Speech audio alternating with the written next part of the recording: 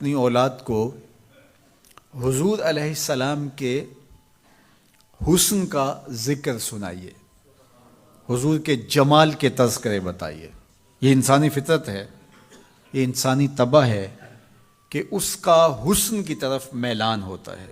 جہاں بھی حسن ہو، چاہے وہ پھولوں کی نزاکت میں ہو، لطافت میں ہو، وہ کوس قضا کی رنگینی میں ہو، دھنک کی شوخیوں میں ہو، ساون کے چڑھتے بادلوں میں ہو، یا وہ جھیل کی بچھی ہوئی آنکھ میں ہو، یا پپیہے کی آواز میں ہو، بلبل کے خوبصورت لہجے میں ہو، کوئل کی دل نواز صدائے محبت میں ہو، حسن جہاں بھی ہوگا، جس روپ میں بھی ہوگا، دلکش ہوگا۔ تو جب یہ طے ہے کہ انسان طبعاً حسن کی طرف مائل ہوتا ہے، تو حضرت اقبال کہتے ہیں کہ پھر اس کو اس کا ذکر سناؤ اور اس کے حسن کی بات سناؤ، جہاں حسن بھی پانی بھرتا ہے، عشق بھی غلامی کرتا ہے۔ حضور کے حسن کا ذکر سناؤ۔ مکھ چند بدرشا متھے چمک دی لاٹ نورانی ہے، کالی زلف تے اکھ مخمور رکھی ہن مد بھریاں۔ کائنات میں بڑے سونے ہوں گے، بڑے جمیل اور حسین، مہوش اور خوبصورت ہوں گے، لیکن جو جمال اللہ نے آمنہ کے لال کو دیا وہ انہی کو ہی دیا ہے۔ لکھاں آئے لوک زمانے تے محبوب خدا جیا کوئی نہیں، لکھاں آئے لوک زمانے تے محبوب خدا جیا، لکھاں سونے بن بن بیندے نے او دی خاکے پا جیا کوئی نہیں، او دی خاکے پا جیا۔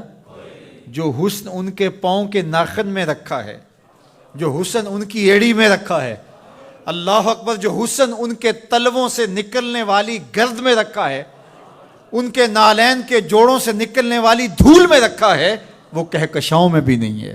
جس کے تلووں کا دھون ہے آب حیات، جس کے تلووں کا دھون آب حیات ہے، وہ جان مسیحا ہمارا نبی۔ اللہ اکبر۔ حضرت میمونہ بنت کردم رضی اللہ تعالی عنہ صحابیہ ہیں، فرماتی ہیں مجھے شوق ہوا حضور کو دیکھنے کا، تو میں اپنے باپ کے ساتھ حضور کو دیکھنے آئی، اور حضور ناقہ پہ سوار تھے، چہرے کی چمک کہ آنکھ نہیں اٹھتی تھی، کہاں ہمت کے اس جمال کی تابشوں کی تاب لا سکیں۔ تو کہا میرے میں ہمت نہ پڑی کہ جمال روح محمد کا نظارہ کروں، تو میری نظر ادب سے اور جلووں کے وفور سے جھک گئی، تو میں حضور کا چہرہ تو نہ دیکھ پائی، لیکن حضور سواری پہ بیٹھے تھے تو میری نظر حضور کے مبارک قدموں پہ پڑی۔ فما نسیتو فیما نسیتو طولا اصبعہ، فرماتے ہیں کہ حضور کی مبارک انگلی کی لمبائی اور اس کا جمال اور اس کا اعتدال اور اس کا حسن، فرمایا مدتیں گزر گئیں، ابھی تک وہ سحر اترتا ہی نہیں ہے، ابھی تک وہ نشہ ہی نہیں اترا۔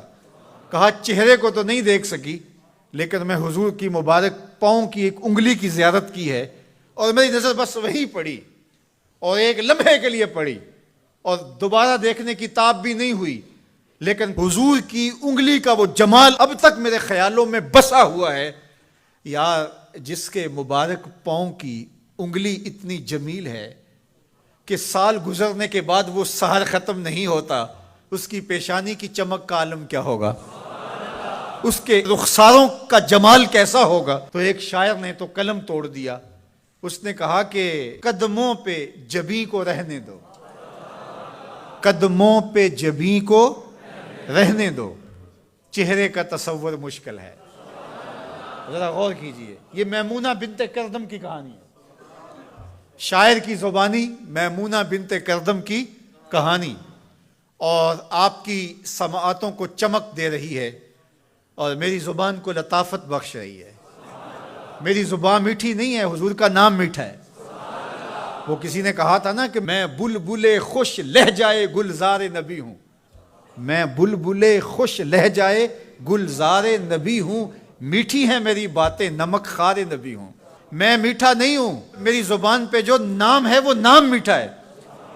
آپ کی سماعتوں میں رس گھل رہا ہے تو یہ نام محمد کی برکت ہے، اور روح کو تازگی مل رہی ہے، فرحت مل رہی ہے۔ ابھی شعر مکمل ہوگا تو آپ بے چین ہو جائیں گے، اندر بوٹی مشک مچایا اتے جہاں پھلاں تے آئی ہوں، خوشبو پھیل جائے گی اندر۔ سنیے لفظ، میمونہ بنت کردم کہتی ہیں کہ میں اس جمال کو ابھی تک بھول نہیں سکی، وہ نشہ ابھی تک اترا نہیں ہے، وہ حسن ابھی تک نگاہوں سے ہٹا نہیں ہے۔ سال گزر گئے، مدتیں بیت گئیں، ابھی تک انگلی کا جمال نگاہوں کے سامنے ہے۔ تو شاعر کا تصور دیکھیے، وہ کہتا ہے کہ قدموں پہ جبیں کو رہنے دو، قدموں پہ جبیں کو رہنے دو، چہرے کا تصور مشکل ہے، چہرے کا تصور، جب چاند سے بڑھ کر ایڑی ہے رخسار کا عالم کیا ہوگا، جب چاند سے بڑھ کر ایڑی ہے رخسار کا عالم کیا ہوگا۔ تو اپنی اولاد کو حضور کی محبت سکھاؤ، انہیں حضور کا حسن بیان کرو۔ مجھے بتاؤ کہ میں حضور کے حسن کا ایک واقعہ سنایا ہے، آپ کی روح پرواز کر رہی ہے کہ نہیں؟ حضور کی محبت کا لیول بلند ہوا کہ نہیں ہوا؟ اور یہ ابھی حضور کی مبارک انگلی کا حسن تھا، ابھی رخ منور کا تذکرہ نہیں چھڑا، ابھی پیشانی کی کہانی نہیں چھڑی، ابھی تو لب لالی کی بات نہیں ہوئی، ابھی تو زلف عنبری کی کہانی نہیں چھڑی، ابھی تو ان کی مبارک آنکھوں کی بات ہی نہیں ہوئی۔ کیا خوب سجن دیاں اکھیاں نے، کیا خوب سجن دیاں اکھیاں نے، جویں پر کے سرائیاں رکھیاں نے، ابھی تو ان آنکھوں کا تذکرہ نہیں چھڑا، اور مازاق کے کجلوں کی کہانی نہیں چھڑی، ابھی تو ابروؤں کی بات نہیں ہوئی، ابھی تو لامبی پلکوں کا تذکرہ نہیں چھڑا، ابھی تو ید اللہ والے ہاتھوں کی بات ہی نہیں ہوئی، ابھی تو علم نشرہ کے سینے کا تذکرہ ہی نہیں ہوا، ابھی تو حضور کی مبارک زلفوں کے خم جن کو خدا بھی حمیم کہے، ابھی تو اس کی کہانی نہیں چھڑی، ابھی تو پاؤں کی انگلی کی بات ہے، اور روح رقص کر رہی ہے۔ تو جب آپ اپنی اولاد کو حضور کے چہرے کا ذکر کریں گے، حضور کے جمال کی کہانی سنائیں گے، تو ان کے سینے میں حضور کا پیار پیدا ہوگا یا نہیں ہوگا؟